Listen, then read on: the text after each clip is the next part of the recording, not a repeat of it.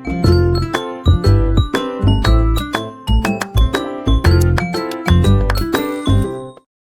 नमस्कार, good morning सर्वांना. कसे आहात सर्वजण? आय होप मजेतच असाल.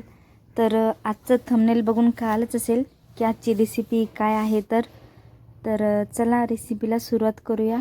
Stay continue. तर मी आता इथे अगोदर कांदा कापायला घेतलेला आहे.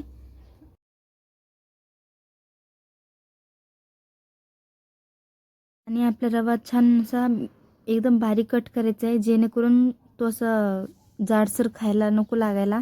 कारण की आपली अशी रेसिपी पण नाजूक आहे आणि ती खायला पण खूप भन्नाट टेस्टी लागते. याला बरेचशे पद्धतीने करता येतं. कोणी डाळी भिजवून वगैरे करतात, सगळ्या मिक्स डाळी, आणि कोणी रवामध्ये दही भिजवून पण करतं, रवा आप्पे.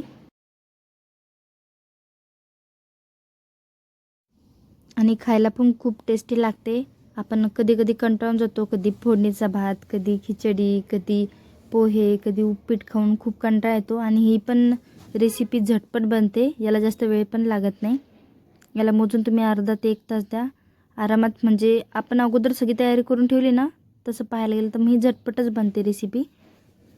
पण सहसा ही संडेलाच करा माझ्या तरी मते, कारण की लहान मुलांचे डबे वगैरे बनवायला लागतात. तर अशा रेसिपीसाठी थोडा वेळ पण लागतो, पण झटपट पण बनते. तर मी ते एक मीडियम साईजचा एक टोमॅटो कट करून टाकलेला होता, 2 मिरच्या, कोथिंबीर, जसं की मी मगाशी सांगितलं. तर हे छान असं मिक्स करून घ्यायचे. आणि हे आपल्याला जास्त पातळ पण नको आहे आणि जास्त घट्ट पण नको आहे. आणि याला जेवढं फेटसाल ना तेवढं ते छान फुगणार. तर मी म्हटलं चला निवांत एका ठिकाणी बसावं, कारण की सकाळी उठलं खूप इकडे तिकडे घरभर फिरायला लागतं, झाडू मारायचं, हे करायचं ते करायचं, रात्र पूर्ण पसारे पांगून ठेवतात मुलं. आता मी बघू शकतो तुम्ही, असं हे छान असं फेटते मी. आणि अजून थोडंसं पाणी मी त्यात ॲड करणार आहे, जास्त घट्ट वाटतं हे मला. त्यानंतर मी ते नारळ फोडायला घेतला, कारण हे तर झोपलेले होते. नंतर मी फोडत होते त्या आवाजाने उठलेच होते. नंतर मला म्हणत होते दे मी फोडतो, पण लास्टला मग दिलंच मी त्यांच्याकडं, कारण मी खूप वेळा फोडून थकले होते, ते फुटतच नव्हतं लवकर.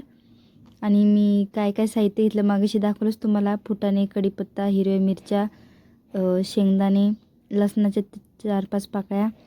हे सगळं छान असं जास्त भाजायचं पण नाही आहे, हलकं असं ब्राऊन होईपर्यंत. त्यानंतर हे काढून घ्यायचं. त्यानंतर आपल्या या मिश्रणामध्ये मीठ मिक्स करायचे.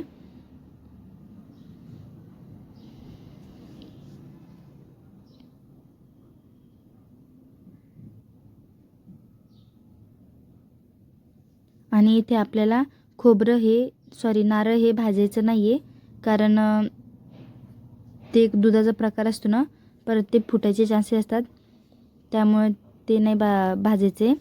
आणि प्लस त्याला जास्त फ्राय पण नाही करायचे. आता इथे जिरं मोहरीचं मी तडका टाकलेला आहे. आपलं मिक्सचर सगळं मी छान बारीक करून घेतलेलं आहे.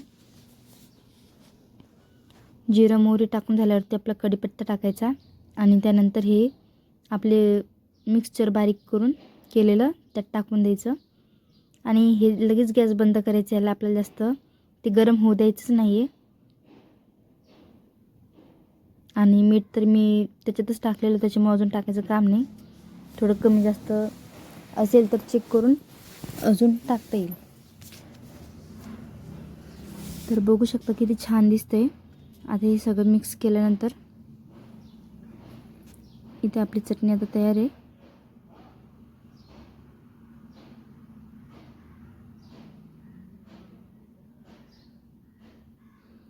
बाहेरच्या पेक्षा आपण हे घरी खूप छान करू पण शकतो आणि खाऊ पण शकतो. बघा, या टेक्स्चरमध्ये आलं पाहिजे ते. आणि जर कोणाला वाटतच असेल की आपलं याने फुगणार नाही किंवा असं छान क्रिस्पी होणार नाही, तर त्यांनी खायचा सोडा पण थोडासा 1 चिमूटभर टाकू शकता याच्यामध्ये. मी नव्हता टाकला, कारण मी हातानेच खूप फेटलं होतं त्याला. आणि अजून मेन गोष्ट म्हणजे मी त्याला भिजत पण बराच वेळ घातलेलं होतं ना, त्यामुळे छान असं पीठ पण फुगलं होतं. आणि याचे 3 भांडे झाले होते, म्हणजे एकाच्या ते समजा 12 होतात असे. आणि मला ते तिकडनं सांगताय इकडनं टाक, एकाच ठिकाणी टाक. ती मुलांचं पण तेच चालू, अवतीभोवती फिरतात. असं काही वेगळी रेसिपी केली ना, अवतीभोवती किचनचंच फिरतात. आणि सकाळी सकाळी मला तर खूप भूक लागते, त्यामुळे तर प्रश्नच नाही.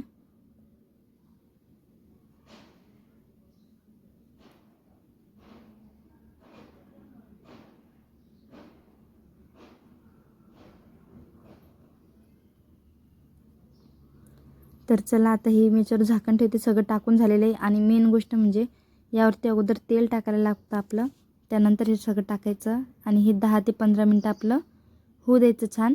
आणि त्याला अलटीपलटी करत राहायचं, जेणेकरून ते दोन्ही साईडने छान क्रिस्पी होतात.